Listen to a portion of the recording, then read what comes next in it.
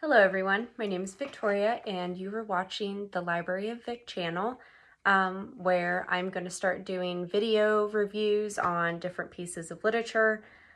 This is very new for me, so I am a little nervous, but just bear with me, we'll get through it together.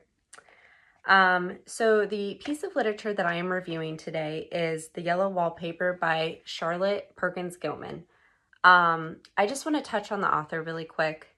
So Charlotte in her life, after she had a baby, she dealt with what she thought was nervousness at the time, what we know now to be postpartum depression, postpartum psychosis, and anxiety, and she was prescribed rest, relaxation, don't do anything, don't write, don't socialize, don't exert yourself, just be a homebody. And obviously that was not good for her.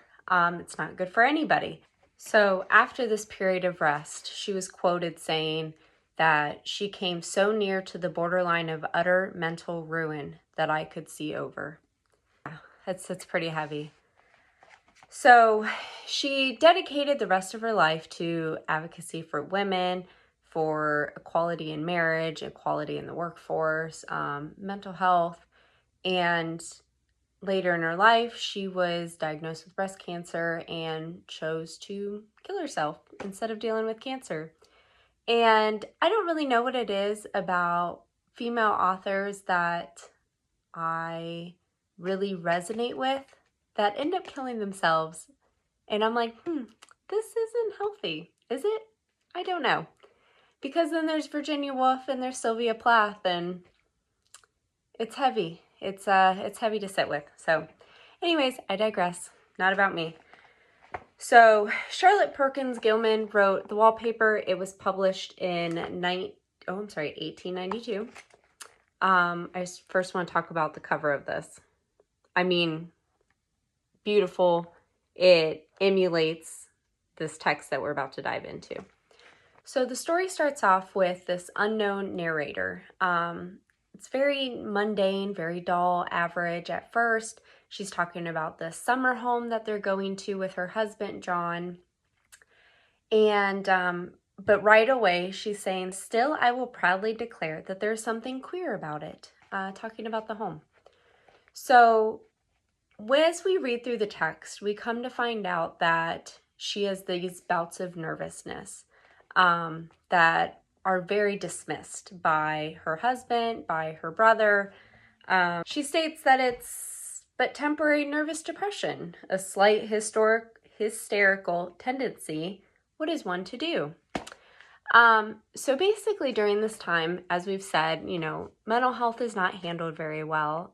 Women are just kind of shut out, pushed away. You're just having a hysterical bout, let me lock you in this room until you get better. So they put her in this room. There's barred windows and this god-awful yellow wallpaper. And they don't want her to do anything. They don't want her to physically exhaust herself. They don't want her to read and write. So these journal entries are actually very secretive. Like, she's sneaking this. They don't know that she's writing this. As she starts describing this wallpaper, we can kind of see her mental health decline. She went from saying, the wallpaper was just kind of uncomfortable to started saying it's an artistic sin. It confuses the eye. It's constantly irritant. It provokes study. They use language like commit suicide. Unheard contradictions. The color is repellent, almost revolting, a smoldering, unclean yellow, strangely faded by the slow turning sunlight. Another phrase, sickly sulfur. So this really does not resonate with her. She just feels very unwell, locked in this room with this awful wallpaper. Throughout the text, there is a lot of symbolism. The wallpaper could be her life. It could be how she feels inside, her mental well-being. And we get further down in the text, and she mentions her baby that is with Mary. The Mary's so good with the baby. But then she states, and yet I cannot be with him. It just makes me so nervous. So obviously she's probably dealing with postpartum depression, just like Charlotte Perkins Gilman had to go through. So this is very much a reflection of what Gilman endured during this time in her life.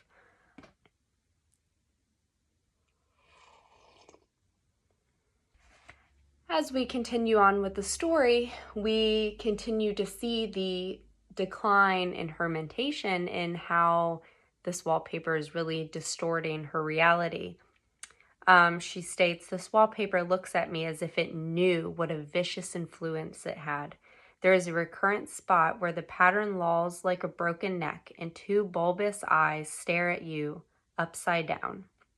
As her stay in this house goes on, she tries to tell John, like, there's something wrong with this room. I don't want to be in this room.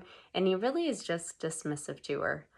Well, then the wallpaper turns into something more than just a god-awful pattern. She said, "There are things in this paper that nobody knows but me or ever will." And then she goes on to say, "And it is like a woman stooping down and creeping about that pattern." So now she sees this awful pattern. She looks at it as like a cage, like a prison. And now she is seeing a woman stuck behind this prison, stuck behind this cage. Again, very symbolic as to what she is going through currently, what the author Gilman went through, where she just felt trapped. She goes on to say, "The faint figure behind seemed to shake the pattern as if she wanted to get out." Later on in the text, she states there's multiple women behind the pattern. So the pattern could be anything from an oppressive relationship. It can be societal standards that, especially during this time, that put a women in a box, in a cage, trapped behind this god-awful yellow pattern that they're supposed to follow. And they're trying to get out. They're trying to break free of this. She describes the smell of the wallpaper, the pattern of the wallpaper. I mean, it just gets worse and worse. All you hear about is how awful this wallpaper is. Then we get to the point where she thinks the woman that is trapped within the wallpaper is starting to shake it physically. These images ebb and flow with during the daylight, whether it's night light. She watches the light shift and change over the wallpaper, and it changes the figures, how they move, what they're doing. She said at one point, she is all the time trying to climb through, but nobody could climb through that pattern. It strangles so. I think that it is why it has so many heads. They get through, and then the pattern strangles them off and turns them upside down and makes their eyes white. So again, the pattern is an analogy to maybe it's the patriarchy, societal standards, rules, laws. This pattern can mean so many things, just whatever it is that is repressing her, holding her back, she's equating to this pattern that it doesn't matter how hard you try to get out of, it strangles you, it cuts you off, and you cannot get free. It's impossible. But then she gets obsessive to where this is something that she has to figure out. Nobody else can know about it. Nobody else can touch it. Nobody but her. And it's almost like her goal alone then is to figure out this wallpaper. And not only figure it out, but help the women that are creeping within the wallpaper get out. So John goes away for a night, and this is like, of course, the last night that she has to stay in this god-awful room. She states, "As soon as it was moonlight and that poor thing began to crawl and shake the pattern, I got up and I ran to help her. I pulled and she shook. I shook and she pulled. And before morning, we had peeled off yards of that paper." So that part was a little ambiguous. We don't know exactly what this scene looked like. So was she, just grabbing it? Is it like well-laid wallpaper where you can grab it by the seams and it tears off in one clean piece? Is it wallpaper that was laid down with god-awful glue and doesn't matter what you pull off, it just rips off in shards. You know, is she clawing at the wallpaper? If she's up doing this all night, I mean, I just imagine a room with yellow wallpaper and there's just thin strips where her fingers are big enough to get into a clump and pull them down. And those strips are streaked with blood, and I imagine her fingers are raw and bloody and just down to the nub. And then you can just picture just little rolls of wallpaper all over the floor. That's how I view it. The room is just a mess, and it's a horrifying scene. I don't think this is like a clean tear off the wallpaper. There seems to be more urgency, more panic, and madness driven into this. At one point, as she's describing the wallpaper, describing the creeping women, she kind of flips how she's talking about the women in the wallpaper. She states, "It is so pleasant to be out in this great room and creep around as I please." So now we see another big shift here. She goes from seeing these women trapped in the wallpaper to now she is saying that she was the woman trapped in the wallpaper, and now she's out. Now she's free, creeping about. And honestly, that moment might have been the looking, like how Gilman said how she looked over the edge. She could see over the edge. That was probably the moment where this woman looked over the edge and fell off. This is probably the moment where her psyche, her sanity absolutely snapped. And we see it casually in a transition of a few sentences. I do think in life, everybody has a point of madness. Your point might be here. Somebody else's point might be here. Somebody else's point might be here. That is why we can go through the same trauma and not all have the same reaction. Everyone has a different point in their life where they just snap, they just break. And I don't think anybody truly knows where that point is for them. And I think that's why a lot of times people do fall over that edge and are not able to, or not self-aware enough to reel themselves back and be like, whoa, I'm on the brink of losing my mind here. So it was very, reading this and reading the steady decline and then just that casual shift in her where she had no like self-recognition that shift occurred. It just flowed right through her thoughts. It's very sombering, honestly. So at this point, John comes home. The door is locked. He can't get in. And it's kind of funny. He tells her to open the door and she's like, I can't. The key's down by the front door under a plantain leaf. Like, I can see her saying this very like, just nonchalant, like, oh, I cannot, sorry. Very sarcastic. This is how I see it in my mind. So he gets the key, he opens the door, and it says, he stopped short by the door. What is the matter? He cried. For God's sake, what are you doing? I kept creeping just the same, but I looked over at him, over my shoulder. So I don't know how you want to picture this, but if you want to picture like a woman creeping, you know, or is she on all fours? Oh, I mean, that would be even creepier, right? So maybe, again, very ambiguous. Is she just kind of, you know, slinking by? Is she on all fours? I mean, how was she creeping? Just think of the most concerning, bizarre, you know, exorcist, whatever, creeping that you could possibly think of, because whatever in the world she was doing, it was enough for him to pass out. She said, I got out at last. said I, in spite of you and Jane, and I've pulled off most of the paper, so you can't put me back. Now why should a man have fainted? But he did, right across my path by the wall, so I had to creep over him every time. This for me was very symbolic as well.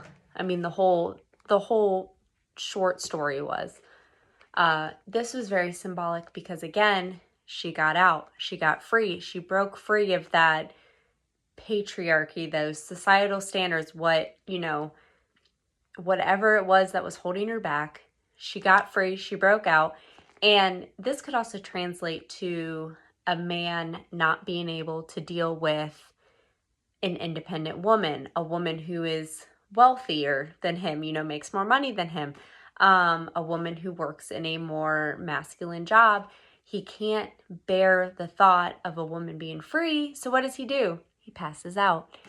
And she just looks at it as such a frivolous thing. She's like, wow, now you passed out and now you're in my way, so I will just creep right over you and continue your life.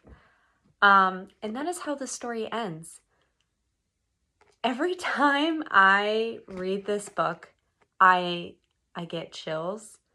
There are times where I have almost a visceral reaction to just reading her mental decline, reading the oppression that she's experiencing and how she's recognizing that she's oppressed, but then she's also she laughs it off. She brushes it off. They say, I'll be fine. They say, I'm just nervous. I just gotta, do what they tell me to do. But obviously she's degrading and breaking down here.